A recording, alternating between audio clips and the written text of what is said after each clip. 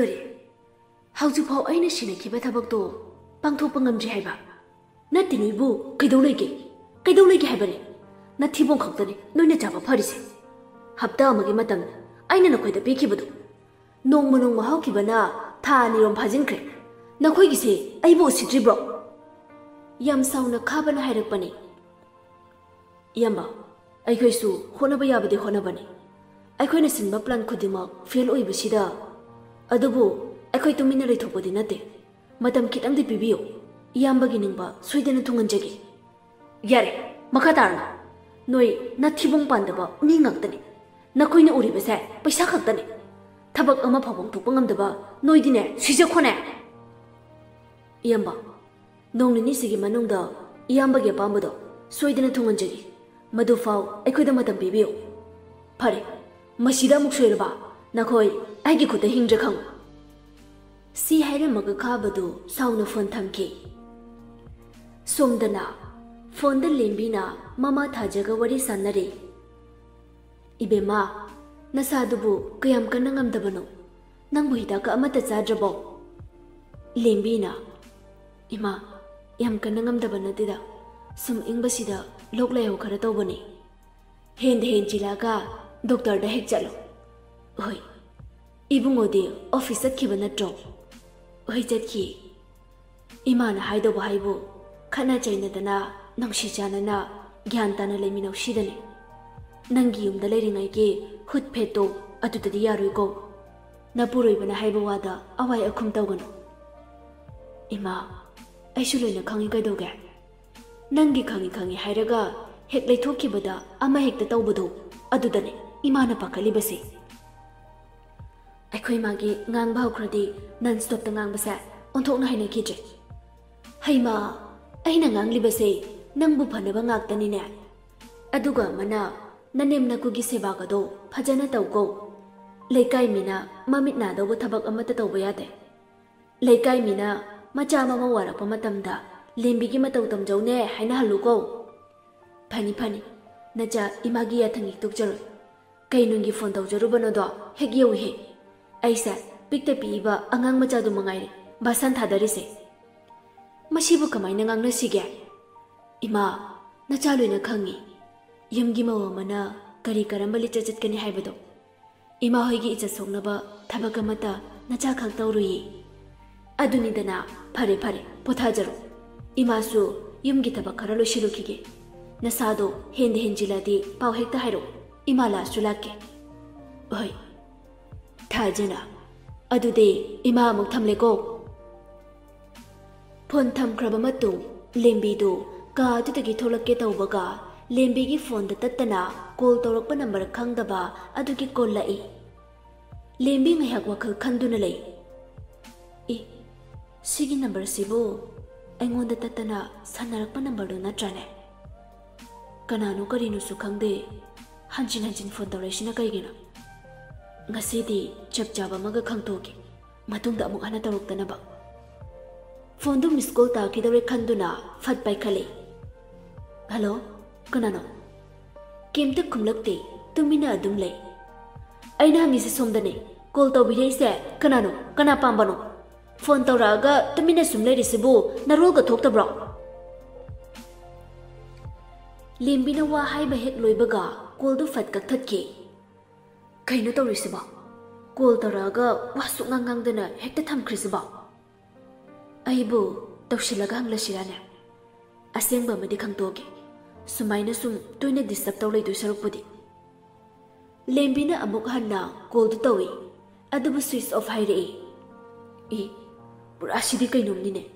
kaya mathong chaba midi oiramor sono thungba soidana oiramgani tanja aduda tompok tu kado hobe changlei aduga yam pakhana hanglakpani nasangam daibo kiam kanangam dabano imana phone torokpadai pakhatuna office la leifam khangdabai la abane e tajo haujiti kemte tawdraga namai namitka ingang khaliduna kaigino khangde ngaside wakasa nungai fam ikang khangde phamung sidane gyantana mukta phamuse tompokna haibai matung ina lembi du phamung da changsinduna phamthai tompokna lembi gi marai baktu paiduna yengi लाइबक से यम सागले fever लेबा माले गुली मजा सिंसिरो तले आई गुली योत बाइदी हौजिकबो अंगांग मजा दोंना गुली योत बाइदी गुली मजा सिंद्रदी फीवर से हल्लर गुली चसनब तौसे अदुगा ngay hakpu tharo नाबा यादेको ताजौना पंगपा पाखले आई केमते तौद्रे हैबा लम हेनगनो केमते तौद्रगबो लाइबकसे मै हौबा मखै सागद्रो अनाबा खंजिन भावनदेको अदोइसु आई गुली चाबा तल्लिको बैब कांचादना केसिननुदा गुली मखक चारगा अनाबा फबदुना फट्रो अदोइसु तल्लेबा अदुदि लोसिलो डॉक्टर चटनबा तौसे ए डॉक्टर ददी कैदोबा अदुइ सरुपदी तासौसु हलाबनिना इचे लांगले नोइदो कोइरसे यमदा सुमले सुनबसा बोरिंग याम जुई नमिसु तादो वाले वथि दौ कोनना सागनाबा फरगना तपना जसे तल्ले हौजिनि हाक चलुसे हाइबा पिक्ट्रो नंग मरेसिदिबा होरे लंबिदगा कोकची कोंगावे काइन हरबा यारोइको हाइबिरोइना फरे आई वासुम दबदा चंगुखिगे लोसिलमो सी हाइरमगा तोंपोक्तो वाशरूम द चंख्री लेंबिसु हराव हराव मफी होंदोकनबो होटनारी ngayhakki matung makhoi animak makhada kumlai indu mayai ka gi sofa da phamlaga tv yengduna leirambadai machaga mamauga mafina na loisilaga kumlakpada ubada phuk awgatlaga hanglakpani ibema nangmuna sangam de haibudubu khara pharabo phare ma nakhoi ani na tholai sina kadai da amuk chattuiba ima thabam ta chaluge dawni kadai da no ne नमौ नुपिसे तोंपोकना वा हाइबा लोइट्रिङै इन्दु मरक फथलगा खुमलाई फरे फरे फत चनुरगने नुमित ताद्रिङैदने फत एगनजिलौको ओइमा अनिदु तुंगदा मांगदा थोख्रि इन्दुना मबुकदा खली नते मोइगिसिबु doctor दगा चली जालाने अइंगोंदा हाइदोकपै काइबै थाबका मचलुगेना सोइदना हाइरम बोइरम गने नते मोइगिसिबु अमा अमदो ओइरा जालाने अइना खलामिसि ओइरमदि ओंथौना नुगाइ खनिदा ह इसु गाइदो आइसु उनिं लेरिबनि मखोइना चलिबा सिनाने डॉक्टर दो ओइरबदि पाउ नुगाइ हेलो सिदा लेरे तोंपोक लेंबिगदो लंगलेल होइ तमना लाअमि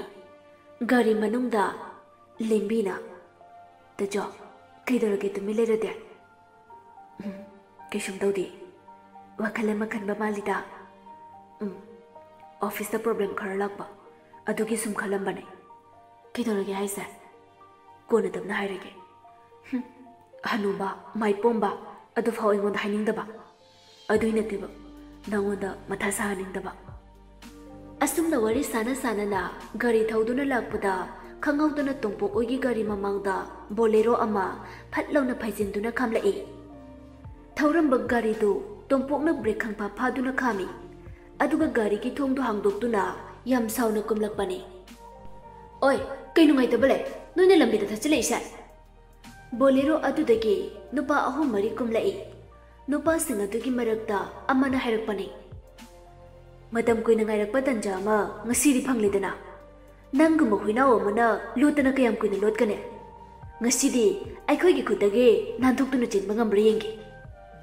nupa aduda tongpok me yam hautaba miting amaga loinana yengi nupa singa tuna tongpok pu masak phajana khanglabasu tongpok na di nupa singa tubo masak amata khanglamde karino noina pamlibase aingonda karino maitaba leibeno noina aigi lambi thalibade तोंपोकी वादु तारबा मतुंग नुपा सिंग अदु तोंपोकी मनाक्ता नकना जंगसिला अगा हाइरकपनी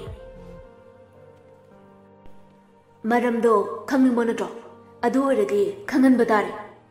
सी हाइरगा तोंपोकी fret की collar दु पाइरगा चिंगे तौबदा तोंपोकना नुपा अदुगी मकुत्तु ताप phi अदुगा नोकफेट तौबा मिनुक अमगा लोइनना हाइरकपनी नंगुबा किसु लेतबा मी अमना आइंगोंदा हेक्ता सोकपा याब्रा ओय असोनबा नखोइगुम्बा मिदा आई खुथानिंदे नखोइगे पांबा करिनो फजन हायो नाकंदा लेबलिबा सिंग अदुना अमुक तोंपोकता खुद थागे तौबनी अदुबु नुपा अमदुना खुद थाकिनो हाइबगी इंगित अमा तौबदै अतै सिंदु लेबलिबा खुंफम अदुदै खरा खजिक अंतोगा लेपगा तुमिन्ना लेख्रे ngasai makai gari manungda phamduna leiramba lembisu ngangnaribudu tarambadai khut yaunarakpa tare haiduna gari dai kumtharai karinu noina tawrisiba lambi da lakpa mi amabu hekta thalaga sumaina tawba haunabra wagi wa chumna sumngangno khutchadi yaunaganu ko sa san phau wainadraba matam sida nate noibu kananu ta chawgo noiga nungaina daba kari lebege oi nupi nang tumi leyo masida nangna yarokpagi mathau tade karigi yaudane noina tawriba thabak sibu chumlibra haibane leibak macha tadaba nakhoi lichatuna haibani ne tompokta amuk onchilaga makha tarae tajo chasilo mathong maram sukhangdaba mising asiga manaraga karibu kanaduino he gari se yam thuna side to lembi gi wadu tabudai nupa du khangsau saugalai lembi da khudum bisingduna hairakpani nangi nupa se mafam asida losilambada nana kidu ngamduna ha tompokna noaga amuk hairakpani haujikidu kari haiba amuk tang han hairone tabadum phanadum nungairine film gi dialogue manba wade ngalakanu ko kariba hajik te se mafam sida lo silambada kaidong ngam doino ba adu oi batarade tompok kana no khangan betare dana si hairaga tompok na nupa du gi mamaida kinna baklaw na thinjin bani nupa du long na leibak makha da takhi nakan da lepre manupa singa dusu changsilaktuna tompok ta khut thage tawi adubu tompok na yam haisingna amom tang oina phudarakpani lembi di pakhat pana loire ngasi phawba tompok na mi phunabase amukta su ukhidrabani ngasi tompok na oiriba phibam adu ubada punga ngakri nupa sing adu tompok ta makhut amata hanba ngamkhide tompok na phana phajana thitle tanja duda ngasai kin amuk thillubada sallaga takhiba nupa adu phuk awgalaklaga chensi laktuna tunglomdagi tompok ta khongpak na kaurukpani tompok su khongpham chahaudabadagi upsilaga tai adubu kuihaude mamai du phat leithoga phuk awgalai aduga nupa dugi mamai tamna kik ama pisinbani nupa du ngihakti blur chakhi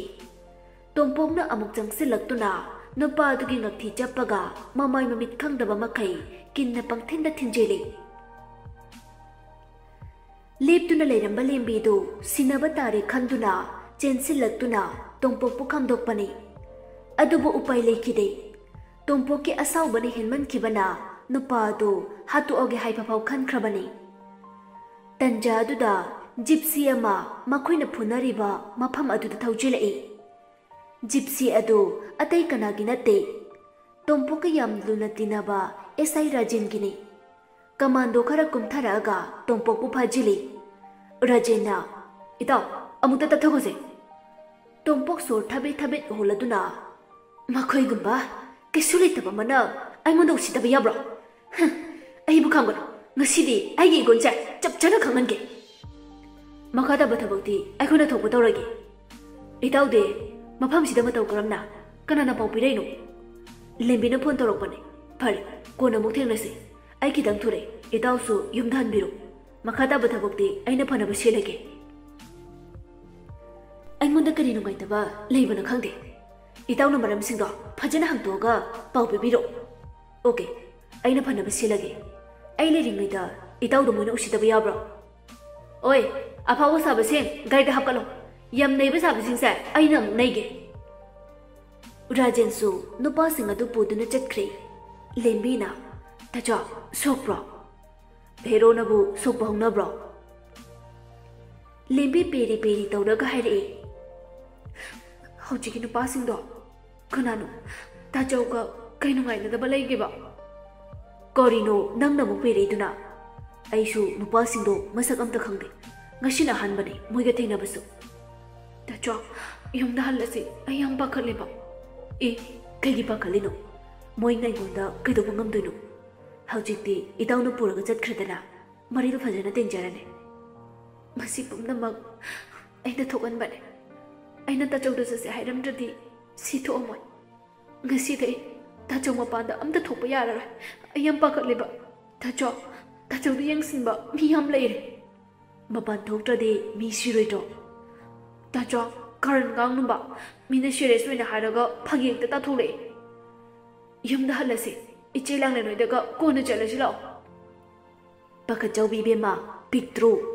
ꯅꯪꯒꯤ ꯄꯥꯈꯠꯆꯥꯎꯕꯁꯦ ꯃꯇꯥꯡ ꯑꯣꯟꯊꯣꯛꯅ ꯆꯥꯈꯤꯗ꯭ꯔꯦꯗ ꯇꯥꯆꯧꯁꯦ ꯁꯨꯃꯥꯏꯅ ꯃꯤ ꯐꯨꯅꯕ ꯍꯩꯔꯝꯅꯤ ꯊꯥꯖꯗꯤꯌꯦ ꯑꯩꯁꯨ ꯅꯨꯄꯥꯅꯤ ꯀꯩꯅꯣ ꯑꯩꯉꯣꯟꯗ ꯍꯦꯟꯖꯤꯜꯂꯛꯑꯗꯤ ꯁꯤ ꯉꯥꯛꯇꯅꯤ ꯍꯦꯔꯣꯒ ꯁꯥꯕꯤꯔꯅꯨ ꯌꯨꯝꯗ ꯍꯜꯂꯁꯤ ꯑꯁꯨꯝꯅ ꯃꯈꯣꯏ ꯑꯅꯤꯁꯨ ꯃꯌꯨꯝꯗ ꯍꯜꯂꯛꯏ ꯁꯣꯝꯗꯅ ꯈꯥꯕ ꯀꯥꯜꯗ ꯍꯪꯒꯠ ꯍꯟꯗ ꯆꯠꯇꯨꯅ ꯇꯧꯐꯝ ꯈꯪꯗꯕ ꯑꯃꯒꯨꯝ ꯂꯩꯔꯤ ꯃꯆꯤꯟꯗ ꯃꯨꯔꯨꯝ ꯃꯨꯔꯨꯝꯁꯨ ꯁꯣꯜꯂꯤ ꯑꯣꯟꯊꯣꯛ ꯊꯤꯅ ꯂꯥꯛꯆꯩꯗ ꯑꯩꯒꯤ ꯃꯤꯕꯨ ꯀꯩꯁꯨ ꯂꯩꯇꯕ ꯑꯦꯁꯥꯏ ꯁꯣꯏꯅꯥꯎ ꯑꯃꯅ ꯐꯥꯖꯤꯟꯗꯨꯅ ꯊꯝꯈ꯭ꯔꯕ ꯃꯥꯒꯨꯝꯕ ꯑꯦꯁꯥꯏ ꯑꯃꯅ ꯑꯩꯉꯣꯟꯗ ꯁꯤꯡꯅꯕꯁꯦ ꯌꯦꯡꯅꯕ ꯇꯥꯔꯦ ꯑꯩꯅ ꯀꯗꯥꯏ ꯐꯥꯎ ꯉꯝꯕꯒꯦ ꯍꯥꯏꯕꯗꯣ ꯉꯩꯍꯥꯛ ꯋꯥꯈꯜ ꯈꯜꯂꯕ ꯃꯇꯨꯡ ꯈꯥꯕꯗꯨ ꯃꯣꯟ ꯃꯈꯥꯗ ꯂꯩꯔꯤꯕ ꯒꯥꯔꯤ ꯀꯤ ꯄꯥꯏꯔꯒ ꯃꯄꯥꯟꯗ ꯊꯣꯛꯂꯛꯏ ꯑꯗꯨꯒ ꯁꯨꯃꯥꯡ ꯃꯇꯣꯟꯗ ꯈꯥꯝꯗꯨꯅ ꯂꯩꯔꯤꯕ I-20ꯗꯨ ꯊꯧꯗꯣꯛꯑꯒ ꯄꯨꯂꯤꯁ ꯁ꯭ꯇꯦꯁꯟ ꯇꯝꯅ ꯂꯥꯛꯑꯝꯃꯤ ꯅꯥꯀꯟ ꯑꯃꯗꯅ ꯂꯥꯡꯂꯦꯟꯅ ꯇꯥꯃꯣ ꯋꯥ ꯌꯥꯝꯅꯗ꯭ꯔꯤꯉꯩꯗ ꯃꯈꯣꯏꯅ ꯍꯥꯏꯔꯤꯕ ꯁꯤꯟꯐꯝꯗꯣ ꯀꯣꯛ ꯄꯤꯕꯤꯈ꯭ꯔꯁꯤꯕ ꯋꯥꯁꯦ ꯈꯤꯇꯪꯗ ꯌꯧꯅꯗꯧ ꯁꯔꯨꯛꯄꯨꯗꯤ ꯄ꯭ꯔꯦꯝꯅ ꯃꯈꯣꯏꯅ ꯑꯩꯉꯣꯟꯗ ꯀꯩꯗꯧꯕ ꯉꯝꯗꯣꯏꯅꯣ ꯇꯧꯅꯤꯡꯕ ꯇꯧꯖꯁꯅꯨ ꯑꯩꯗꯤ ꯃꯈꯣꯏꯅ ꯍꯥꯏꯔꯤꯕ ꯁꯤꯟꯐꯝꯗꯣ ꯄꯤꯕ ꯁꯨꯡꯉꯝ ꯉꯝꯂꯣꯏ ꯅꯠꯇꯦ ꯂꯨꯄꯥ ꯂꯥꯛ 15,000ꯁꯤꯕꯨ ꯐꯥꯒꯤꯔꯣꯕ ꯎꯗ ꯋꯥꯗ ꯄꯥꯟꯕꯗꯧꯅ ꯃꯈꯣꯏꯅ ꯍꯥꯏꯔꯤꯅ ꯑꯩꯅ ꯍꯦꯛꯇ ꯄꯤꯒꯗ꯭ꯔꯣ ꯍꯥꯏꯅꯔꯒ ꯌꯥꯅꯕ ꯉꯥꯛꯇꯅꯤ ꯃꯣꯏꯅ ꯍꯥꯏꯕꯗꯨꯃꯛ ꯁꯨꯗ꯭ꯔꯕꯁꯨ ꯑꯔꯩꯕ ꯈꯔꯗꯤ ꯄꯤꯈꯤꯕꯅ ꯐꯒꯅꯤ ꯈꯜꯂꯤ ꯂꯥꯡꯂꯦꯟ ꯑꯩ ꯀꯣꯛ ꯌꯥꯝ ꯁꯥꯔꯦ ꯉꯥꯏꯍꯥꯛꯇ ꯇꯨꯃꯤꯟꯅ ꯄꯣꯊꯥꯗꯨꯅ ꯂꯩꯒꯦ ꯅꯪꯒꯤ ꯇꯧꯗꯧꯕ ꯊꯕꯛꯇꯣ ꯂꯣꯏꯁꯤꯜꯂꯨꯔꯣꯆꯣ ꯈꯪꯗ꯭ꯔꯦ ꯑꯩꯁꯨ ꯀꯩ ꯍꯥꯏꯗꯣꯏꯅꯣ ꯁꯨꯅꯤꯡꯗꯅ ꯅꯨꯡꯉꯥꯏꯅꯤꯡꯕ ꯃꯤꯔꯦꯝ ꯃꯌꯥꯝ ꯑꯃ ꯂꯩꯗꯅꯅꯦ ꯂꯩꯕꯥꯛꯁꯦ ꯃꯊꯛ ꯃꯈꯥ ꯑꯣꯟꯗꯧꯔꯕꯅꯤ ꯑꯁꯦꯡꯕꯅꯤꯁꯨ ꯈꯪꯗꯦ ꯁꯥꯁꯤꯟꯅꯕꯅꯤꯁꯨ ꯈꯪꯗꯦ ꯂꯥꯛꯈꯤꯕ ꯗꯤꯃꯥꯟ ꯃꯌꯥꯝꯁꯤꯅꯅꯦ ꯊꯕꯛꯀ ꯇꯣꯛꯀꯦ ꯇꯣꯛꯄꯤꯔꯣ ꯊꯕꯛꯁꯦ ꯍꯦꯛ ꯇꯧꯔꯤꯈꯩ ꯏꯪꯅ ꯆꯤꯡꯅ ꯄꯥꯟꯕ ꯉꯝꯃꯣꯏꯗꯧꯔꯤ ꯉꯥꯡꯅ ꯉꯥꯡꯂꯒ ꯂꯥꯡꯂꯦꯟꯗꯨ ꯀꯥ ꯑꯗꯨꯗꯒꯤ ꯊꯣꯛꯈꯤ ꯂꯥꯡꯂꯦꯟ ꯊꯣꯛꯈꯤꯕꯒ ꯄ꯭ꯔꯦꯝꯗꯨ ꯐꯃꯨꯡꯗ ꯆꯪꯁꯤꯟꯗꯨꯅ ꯐꯝꯃꯤ ꯃꯊꯥ ꯁꯥꯃꯟꯈꯤꯗꯨꯅ ꯃꯀꯣꯛꯇꯨ ꯄꯨꯕ ꯉꯝꯗꯕꯗꯩ ꯃꯈꯨꯠ ꯑꯅꯤꯗꯨꯅ ꯃꯀꯣꯛꯇꯨ ꯄꯥꯏꯁꯤꯜꯂꯒ ꯈꯥꯡꯉꯤ ꯃꯕꯨꯛꯇ ꯈꯜꯂꯤ ꯍꯧꯖꯤꯛ ꯑꯩꯅ ꯇꯧꯒꯗꯕꯁꯤꯕꯨ ꯀꯔꯤꯅꯣ ꯄꯤꯔꯦ ꯀꯗꯥꯏ ꯄꯤꯗ꯭ꯔꯤ ꯀꯔꯝ ꯑꯁꯨꯛ ꯌꯥꯝꯕ ꯁꯤꯟꯐꯝꯁꯤ ꯑꯩꯗꯤ ꯀꯗꯥꯏꯗꯒꯤ ꯂꯧꯔꯒꯅꯦ ꯃꯈꯣꯏꯅ ꯊꯥꯔꯛꯄ ꯃꯇꯝꯗꯤ ꯍꯦꯟꯗꯣꯛꯂꯛꯑꯕꯅꯤ ꯋꯥꯐꯝꯁꯦ ꯏꯃꯥ ꯕꯕꯥ ꯍꯣꯏ ꯈꯪꯍꯟꯕꯁꯨ ꯄꯥꯝꯗꯦ ꯀꯔꯤꯅꯣ ꯑꯩꯅ ꯍꯧꯖꯤꯛ ꯇꯧꯗꯣꯏꯁꯤꯕꯣ ꯑꯁꯨꯝꯅ ꯋꯥꯈꯜ ꯈꯜꯂꯤꯉꯩ ꯇꯟꯖꯥꯗꯨꯗ ꯐꯣꯟꯗ ꯈꯤꯡꯂꯛꯄ ꯔꯤꯡꯇꯣꯟ ꯑꯗꯨꯅ ꯄ꯭ꯔꯦꯝꯒꯤ ꯋꯥꯈꯜꯗꯨ ꯊꯨꯒꯥꯏꯈꯤ ꯐꯣꯟꯗꯨ ꯀꯅꯥꯒꯤꯅꯣ ꯌꯦꯡꯂꯨꯕꯗ ꯇꯣꯡꯄꯣꯛꯀꯤ ꯑꯣꯏꯔꯝꯕꯗꯨꯗ ꯁꯠ ꯄꯥꯏꯈꯠꯂꯤ ꯚꯥꯏ ꯅꯪ ꯑꯩꯈꯣꯏꯗ ꯑꯃꯨꯛꯇ ꯂꯥꯛꯀꯦꯔꯥ ꯑꯩ ꯅꯪꯒ ꯁꯥꯟꯅꯗꯕ ꯌꯥꯗꯕ ꯋꯥꯔꯤ ꯑꯃ ꯂꯩꯔꯤ ꯚꯥꯏ ꯉꯁꯤꯗꯤ ꯑꯩ ꯀꯣꯛꯁꯦ ꯌꯥꯝ ꯁꯥꯔꯦ ꯑꯊꯨꯕꯒꯤ ꯅꯠꯇ꯭ꯔꯗꯤ ꯍꯌꯦꯡꯁꯤ ꯂꯥꯛꯑꯒꯦ ꯀꯩ ꯄ꯭ꯔꯣꯕ꯭ꯂꯦꯝ ꯂꯩꯔꯒꯦ ꯀꯩꯁꯨ ꯑꯔꯨꯕ ꯄ꯭ꯔꯣꯕ꯭ꯂꯦꯝ ꯅꯠꯇꯦꯗ ꯃꯁꯤꯒꯤ ꯋꯥꯁꯤ ꯇꯣꯛꯑꯁꯤ ꯑꯗꯣ ꯑꯩ ꯂꯥꯛꯑꯣ ꯍꯥꯏꯔꯤꯕꯨ ꯀꯔꯤ ꯑꯔꯨꯕ ꯂꯩꯔꯒꯦ ꯐꯣꯟꯗ ꯍꯥꯏꯕ ꯌꯥꯗꯕ ꯋꯥꯔꯣ ꯐꯣꯟꯗ ꯍꯥꯏꯔꯁꯨ ꯀꯩꯁꯨ ꯀꯥꯏꯗꯦꯗ ꯑꯗꯨꯗ ꯎꯅꯔꯒ ꯋꯥꯔꯤ ꯁꯥꯟꯅꯅꯤꯡꯕ ꯑꯁꯣꯝꯗ ꯁꯥꯒꯠꯂꯤꯕ ꯍꯣꯝꯗꯨꯗ ꯊꯕꯛ ꯁꯨꯔꯤꯕ ꯃꯤꯁꯤꯡ ꯑꯗꯨꯒꯤ ꯄꯩꯁꯥ ꯄꯤꯊꯣꯛꯀꯅꯤ ꯍꯥꯏꯕꯗꯣ ꯃꯔꯨꯞꯅ ꯈꯔ ꯌꯦꯟꯊꯣꯛꯄꯤꯔꯝꯒꯦꯔꯥ ꯍꯥꯏꯒꯦꯅ ꯇꯧꯔꯛꯄꯅꯦ ꯅꯪꯅ ꯍꯥꯏꯕ ꯁꯤꯟꯐꯝꯗꯣ ꯑꯩꯅ ꯔꯦꯗꯤꯗ ꯊꯝꯂꯕꯅꯦ ꯍꯌꯦꯡ ꯑꯌꯨꯛꯁꯦ ꯂꯥꯛꯑꯒꯦ ꯊꯕꯛ ꯁꯨꯔꯤꯕ ꯃꯤꯁꯤꯡꯗꯣ ꯑꯗꯨꯒꯤ ꯄꯩꯁꯥꯗꯨꯁꯨ ꯍꯌꯦꯡ ꯄꯤꯊꯣꯛꯅꯕ ꯇꯧꯔꯒꯦ ꯑꯗꯣ ꯅꯪꯒꯤ ꯄ꯭ꯔꯣꯕ꯭ꯂꯦꯝꯗꯣ ꯀꯔꯤꯅꯣ ꯑꯩꯉꯣꯟꯗ ꯁꯤꯌꯔ ꯇꯧꯔꯛꯎꯗꯅ ꯚꯥꯏ ꯄ꯭ꯔꯣꯕ꯭ꯂꯦꯝ ꯍꯥꯏꯕꯨ ꯀꯩꯁꯨ ꯂꯩꯕ ꯅꯠꯇꯦꯗ ꯃꯁꯛ ꯈꯪꯗꯕ ꯈꯔꯅ ꯗꯤꯃꯥꯟ ꯂꯦꯇꯔ ꯄꯤꯁꯤꯜꯂꯛꯄꯅꯦ ꯑꯩꯒꯤ ꯊꯣꯛꯂꯤꯕ ꯁꯦꯟꯁꯤꯒ ꯃꯣꯏꯅ ꯗꯤꯃꯥꯟ ꯇꯧꯔꯛꯏꯕꯁꯤꯒ ꯌꯥꯝ ꯆꯥꯟꯅꯗ꯭ꯔꯦ ꯑꯁꯦꯡꯕ꯭ꯔꯥ ꯁꯥꯁꯤꯟꯅꯕ꯭ꯔꯥ ꯍꯥꯏꯕꯁꯨ ꯈꯪꯗꯦ ꯉꯥꯏꯍꯥꯛ ꯂꯩꯇꯅ ꯑꯩꯉꯣꯟꯗ ꯗꯤꯁꯇꯔꯕ ꯇꯧꯗꯨꯅ ꯂꯩꯔꯤ ꯁꯤ ꯋꯥꯁꯦ ꯏꯃꯥ ꯕꯕꯥ ꯍꯣꯏꯗꯁꯨ ꯈꯪꯍꯟꯕ ꯄꯥꯝꯗꯕ ꯀꯌꯥꯅꯣ ꯃꯣꯏꯅ ꯗꯤꯃꯥꯟ ꯇꯧꯔꯛꯏꯗꯦ 25 lakhsꯅꯤ ꯑꯗꯨ ꯀꯦꯟꯕ ꯁꯤꯟꯐꯝꯗꯨꯗꯤ ꯃꯣꯏꯗꯤ ꯀꯔꯤꯒꯦ ꯀꯔꯝꯕ ꯄꯥꯔꯇꯤꯒꯤꯅꯣ ꯀꯔꯝꯕ ꯄꯥꯔꯇꯤꯅꯣ ꯍꯥꯏꯕꯗꯤ ꯈꯪꯍꯜꯂꯛꯇꯦ ꯀꯔꯤ ꯅꯨꯃꯤꯠ ꯐꯥꯎꯗꯤ ꯃꯇꯝ ꯄꯤꯔꯛꯄꯒꯦ ꯃꯣꯏꯅ ꯍꯥꯏꯔꯛꯄ ꯃꯇꯝꯗꯤ ꯍꯦꯟꯗꯣꯛꯂꯕꯅꯤ ꯃꯣꯏꯅ ꯇꯧꯔꯛꯄ ꯐꯣꯟꯒ ꯑꯝꯇ ꯄꯥꯏꯗ꯭ꯔꯕꯅꯤ ꯚꯥꯏ ꯅꯪ ꯑꯃꯨꯛꯇ ꯊꯝꯃꯨ ꯑꯩ ꯀꯣꯜ ꯕꯦꯛ ꯑꯃꯨꯛꯀ ꯇꯧꯔꯛꯀꯦ ꯅꯪ ꯃꯗꯨꯒꯤꯗꯃꯛ ꯀꯩꯝꯇ ꯋꯥꯒꯅꯨ ꯑꯩꯅ ꯐꯅꯕ ꯁꯤꯜꯂꯛꯑꯒꯦ ꯁꯤ ꯍꯥꯏꯔꯝꯃꯒ ꯐꯣꯟꯗꯨ ꯐꯠ ꯊꯝꯈ꯭ꯔꯤ ꯐꯣꯟ ꯍꯦꯛ ꯊꯝꯕꯒ SI ꯔꯥꯖꯦꯟ ꯃꯥꯒꯤ ꯃꯇꯧ ꯑꯣꯏꯔꯤꯕꯗꯨꯗ ꯀꯣꯜ ꯇꯧꯁꯤꯜꯂꯤ ꯑꯍꯥꯟꯕ ꯔꯤꯡ ꯍꯦꯛ ꯆꯠꯄꯒ ꯐꯣꯟꯗꯨ ꯄꯥꯏꯈꯠꯂꯛꯄꯅꯤ ꯍꯜꯂꯣ ꯏꯇꯥꯎ ꯀꯩ ꯂꯩꯔꯒꯦ ꯏꯇꯥꯎ ꯅꯪ ꯀꯗꯥꯏ ꯂꯩꯕꯒꯦ पुलिस स्टेशनदꯩ हनगे तौरी अदुदे नंग अई Lhakpa ngahak ngairamu ngasai itawna pharaga pukiba miyoising aduga aigi unadaba yadaba ma leire makhoi bu lauthokba mila asu thadom yaroi ko ayam thuna yorukane itaw ngasai pharakpa miyoising du aikhoi sir sp gi